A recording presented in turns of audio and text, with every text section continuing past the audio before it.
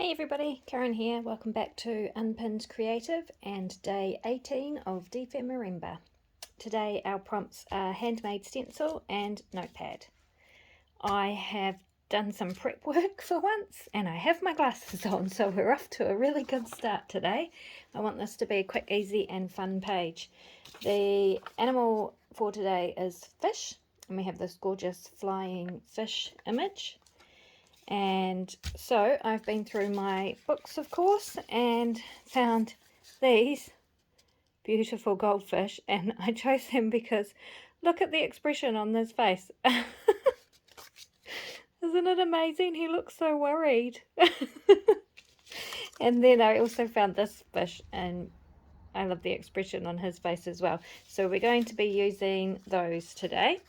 This is the next page in the journal, so a quite nice plain page, but that means we have some prep work to do on that. So the first thing I'm going to do is add some colour, because brown isn't really a great colour for water, I think.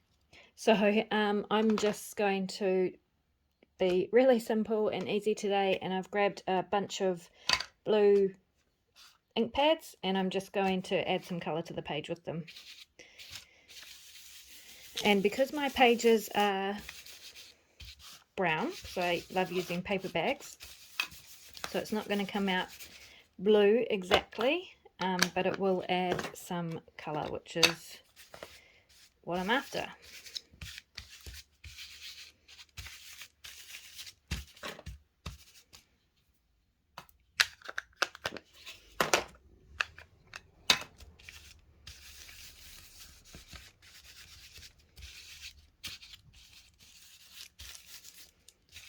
And this is really dark, so I feel like I am just making my life harder later on.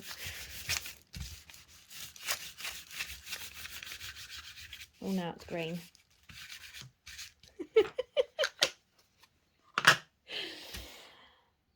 Okay, we'll see how we go. We'll see how we go. Let me see what happens if I spray some alcohol ink on it.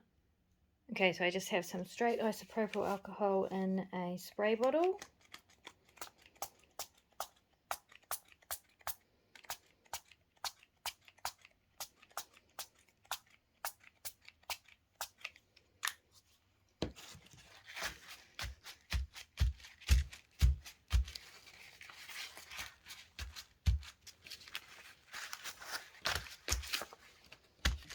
And that really made no difference at all. So, yay! So actually, when I dried that off, it lightened up a whole heap. It looks really dark in the camera. It's a really dark, cloudy, dreary day again today, so the light is not great. But it is actually much lighter than it looks in the camera, so I can work with this, I feel like. And I'm happy with that, because we're going to add stuff, of course. And this is just the background. So the first, I'm going to put that aside for now. The next thing to do is make our stencil. So first of all, I wanted to show you a handmade stencil that I'd made in the past. So this was the first stencil that I made myself. And I just used a piece of thin card and hand cut with a craft knife all of these little scales, and I used them to make this pattern on these pages in my dragon journal. So the issue with card is that it is quite thick, even thin card, and I used acrylic paint, not inks, for the stencil, and it was totally fine for this because I love the effect that it gave me. But if you're wanting to do it yourself, so you, with paint and a cardboard stencil, because the card is quite thick compared to the thin plastic that stencils are usually made of, one, you need a brush and you need to push it down quite firmly into the holes, and two, acrylic paint can bleed under, so you don't get a defined pattern necessarily, especially if you have too much paint on your brush. So anyway, there's just that tip, but totally possible, and works for my style. Very messy and you know, grungy kind of stuff. So that's one option. Today I am going to make a different type of stencil. So what I have is I just have a piece of paper that I have traced a design on that I want my stencil to be. I just did that on baking paper, but just normal copy paper is fine. And then I have some clear contact. So this is just a roll of book contact you use for covering school books. I guess people still do that. My child hasn't been in school for a while, so and I am going to peel this off and pop it over top of this image that I've drawn, or pattern that I've drawn. This contact is really old. I found it in my cupboard, of course, in my stash.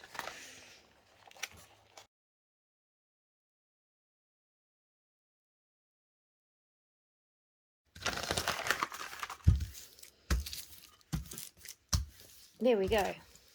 So that is stuck on there, and now I'm just going to take my craft knife and cut out this image that I have created. So where parts of the image cross over, I'm going to leave a couple of millimeters so that it doesn't kind of turn it into a big blob. So here's the line for this. Let me zoom you in. So here's the line here for this stem, and this stem that is going underneath it, I'm just cutting a line a couple of millimeters away from this one.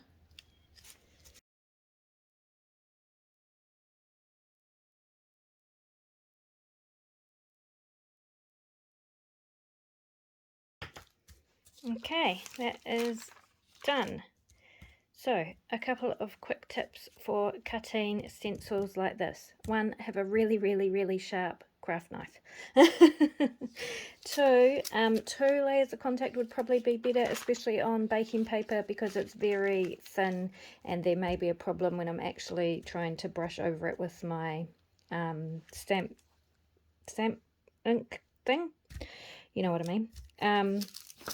So that's just something to think about. And the other thing is, so where you have parts of the design that are going to cross over, leave a good millimeter or two of your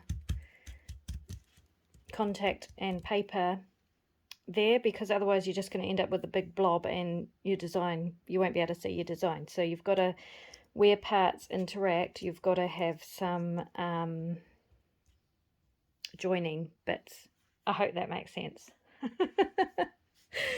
Alrighty, let's see how it goes. So I might just make this a bit smaller first, because I don't need that much paper. But leave yourself a good border as well around your stencil. Oh, I'm not going to be able to tear that easily. Because it's really easy to go over the edge with your brush when you're inking, and then you'll get a border which you may not want. You know what I also didn't do? I didn't check the size of my stencil against my page, so you probably want to do that. But it's okay, I'm going to make it work. I'm going to make it work. Alright. I am going to first start off with a paddle brush, a makeup brush, blending brush, whatever you want to call it. And I have some Vivid Chartreuse archival ink. Don't think I've used this colour before. I got it second hand, of course. Let's see if there's any on there. Now, because my pieces are very thin, I'm going to have to be very careful not to rip it.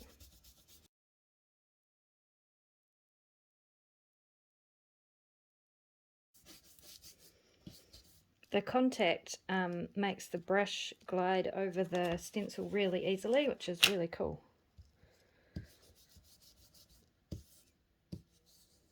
But those thin bits really move, so I have to be... That worked out pretty good, I think. Okay, I'm going to do some more. What would be cool would be to flip it over, but I don't know if this is going to work because it's just paper on the back. But I'll try it, eh? I'll try it and see what happens. It works much better with the contacts on the top, obviously, but I wanted to mirror it. So I should have put contact on the back as well and then cut it like that. So there's a hot tip for you if you're doing this. Put contact on the front and back, and then you can flip your image over and use the reverse side as well. That looks awesome. I'm pretty happy with that, actually. So, handmade stencil. I'll save that, I'll use that again, no doubt. Okay, so I've done a wee bit more with this stencil. I've added, brought in some orange, which was Stampin' Up pumpkin pie, and some blue as well as the green, and I think that looks really cool, and I'm so happy with this stencil. What I'm going to do off camera after I've done this is put a piece of contact on the back as well, and that will just make it much firmer and easier to use, I think. So I'll definitely keep that and be using it again. Okay, now we need some bubbles, of course, because goldfish and bubbles go together. So for that I have some bubble wrap, and this is really little bubbles, and I don't think I've seen this before. Usually, you know, you get your standard size bubble wrap, but this one is very little. So I'm going to use that and some white ink. This is Lawn Fawn Fundamentals Pigment Ink Pad. And I'm just going to stamp that on my bubble wrap. And push it down on my page.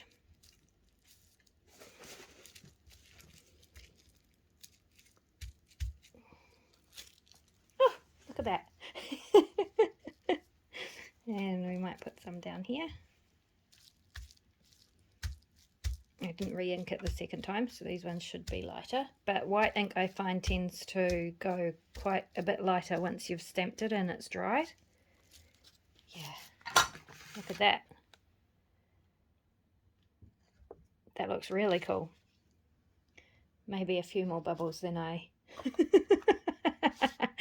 anticipated, but I am okay with that. I'm okay with unexpected. And then I thought what I'd try for bubbles is just using my re-inker, which is the same ink pad, the re-inker for that ink pad, and just see if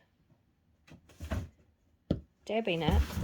Oh, that's Cersei knocking things over. I mean, I could do the same thing with splatters, I suppose.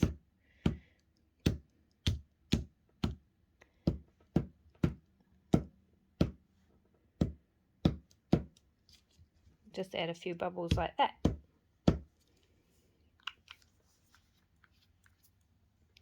And what I might do is, this is another way I love making bubbles, bigger bubbles, more defined bubbles, is I grab something round, like the lid off of something, or the bottom of a glue stick, ink it up, push that down on my page,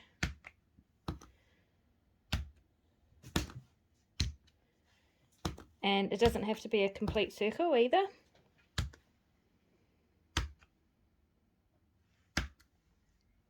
Like so. And then what I like to do is get some coloured pencils or coloured gel pens, like the metallic gel pens. I've got the chalk pastels out still, so I'm going to use that. And I take like purple. I should wait for this to dry. I really don't like dry time. Okay, I'm going to dry this off to do it properly here so I can show you properly. Okay, that's taking way too long to dry, so I'm just going to dab it a bit with a dry paper towel. Okay, so that's what we have. And then to make bubbles, I take either gel pens or colour pencils, work really well, or you could use water soluble pencils. I'm just going to use pastel chalk pastels because that's what I have on my desk from the other day. And then I just take some colours like purple and go around the inside, around the edge, just in some places. Let me zoom you in, see if you can see better. So bubble. It will be easier with a pencil because you have a point, and then you go just around like that, around your bubbles. Oops, you can't see. Okay, and then grab say a nice blue and kind of blend that into your purple like that. And then you could grab yellow or a nice green. Okay. And kind of blend that in.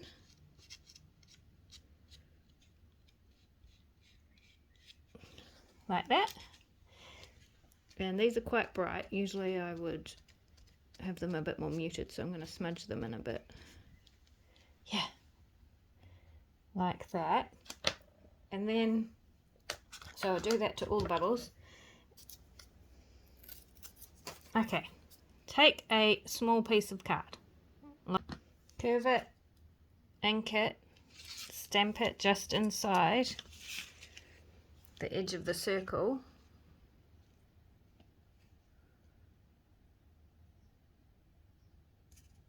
Like so. It gives you a highlight on the bubble. I'll show you something that I've already done, so you can see what I mean. Because I wasn't prepared for this. I wasn't prepared for bubbles, so I didn't have all my stuff ready. So this is one of my art journals. I have not done the cover, so it's just the book cover at the moment.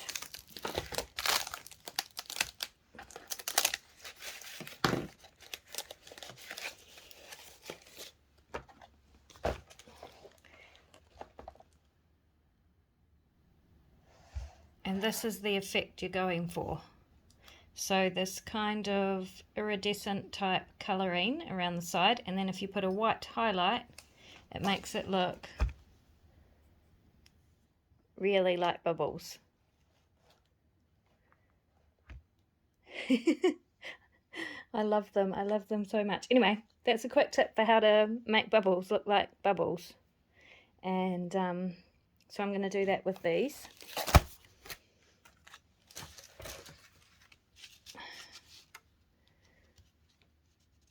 So I'll keep going with colouring them.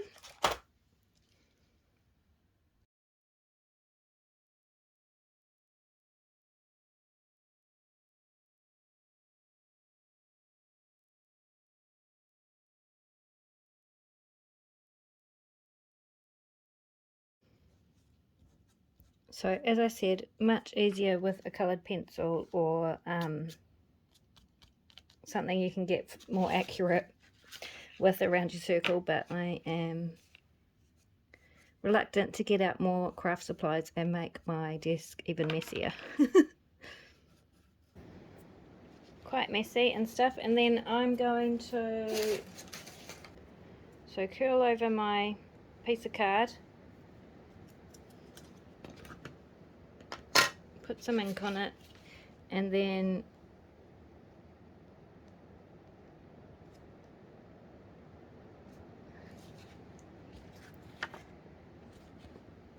pop that white just inside the outer white circle. Okay, so that's Bubbles.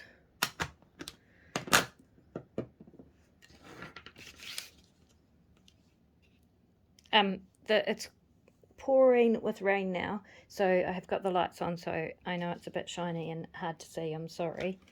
Okay, I think that's our background done, and I'm actually really happy with that. I love it. It is very cool. So now we can get on to decorating the page and making a notepad. Right, so I have my fishies, and aren't they going to look really perfect on that page? How cool is it? So they need to be inked up.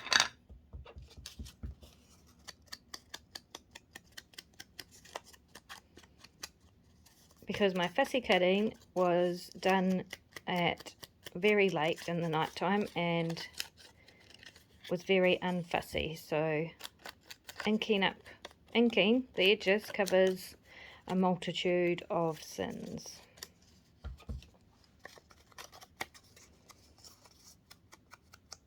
Oh, one thing I want to do is cut out these white bits that I didn't cut out, so I'll just do that with my craft knife. Okay, so we have these two cute little fishies, so they're going in there.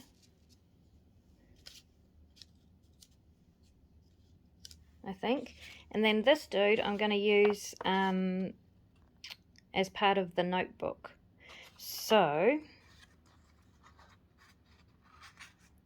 what I'm going to do for that is, okay,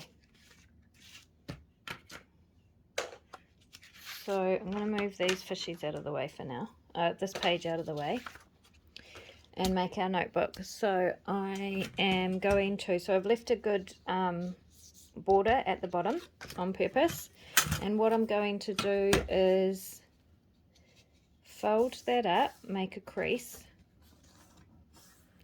and then I'm going to fold it again a couple of millimeters below that crease. So if you have a scoreboard, you can do that. You don't have to use a ruler. So you can see that gives me a little edge, like a spine. Okay. And then what I'm going to do for my notepad, I'm just going to use scraps because my scrap box is overflowing.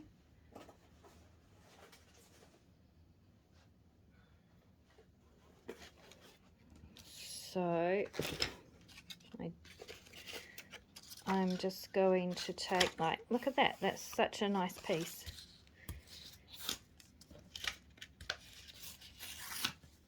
Look at it, isn't it cool?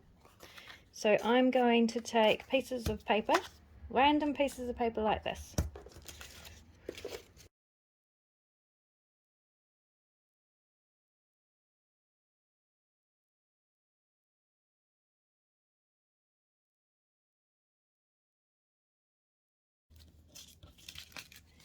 And I don't want to get carried away. I'm going to get carried away, so let's stop there.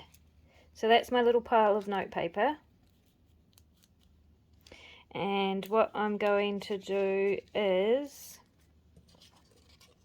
slide that in the little gusset I made, like so.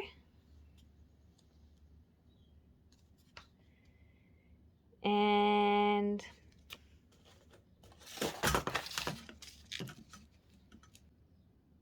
I'm going to use a brad.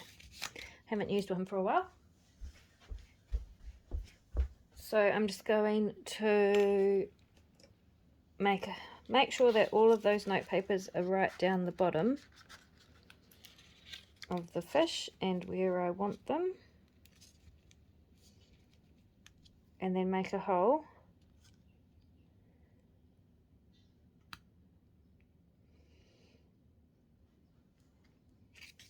Hang on, where do I want this on the page? I think I probably want it there. I'm not covering up too much there. So I'm going to make a hole with my awl. right through the whole page if I can. I could of course use a hole punch and that would be much easier. The issue is, I was trying to go through my cutting mat. Okay, so we've got that, push the brad in,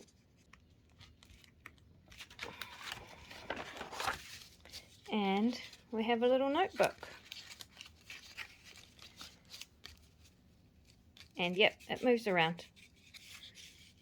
But it's okay. It means you can take it out, take papers out, or replace it, or, you know, as you want to.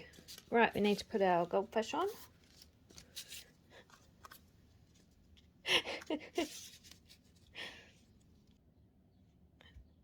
The face on this dude, I just love it so much. Okay, I think that's where I'm going to put them, and so I will glue those down.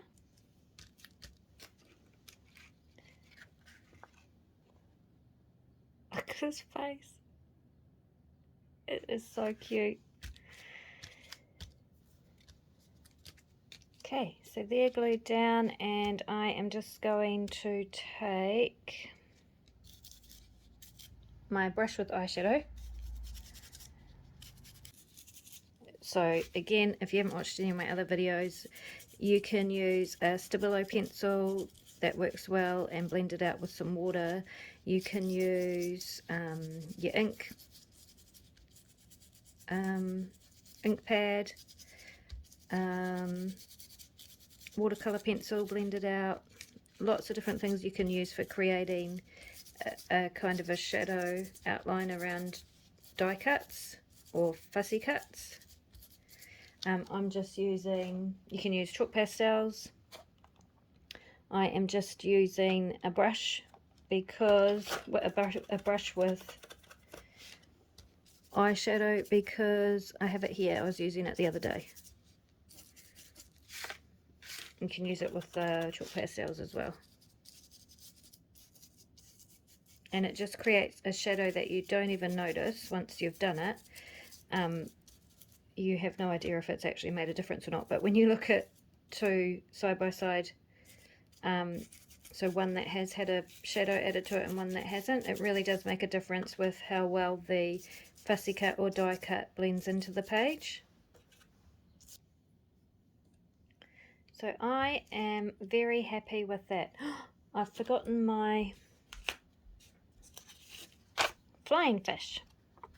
He needs to be on there. So I think all I'm going to do is back him